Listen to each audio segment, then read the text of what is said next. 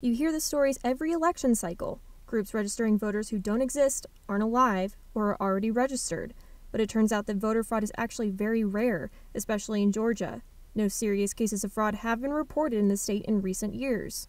There are a lot of claims of voter fraud, but you have to be very diligent in trying to substantiate those claims. In fact, the last big voter fraud incident Dr. Hood could recall occurred in 1946. He says the problem is there are many cases where something appears to be fraudulent, but it's really not.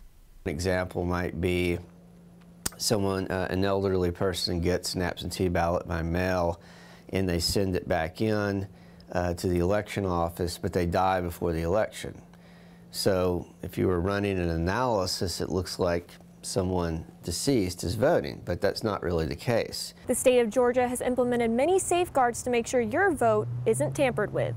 In Georgia, we have the photo ID requirement. So voters that vote in person have to have a photo ID.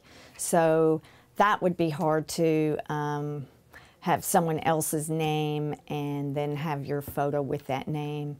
Schrader says absentee voting by mail is where you may see more chance of fraud in Georgia. For example, a husband signing a ballot for his wife. Sometimes it's voter fraud, sometimes it's an honest mistake.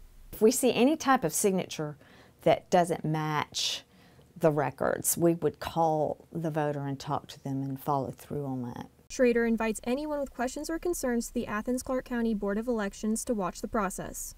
All the way through to the last poll reporting, our doors are open, we do everything in public, and I feel that the voters definitely can be confident that their votes will be counted. Schrader says even though there's a misconception that absentee ballots aren't counted, you can be sure your vote will be counted in November.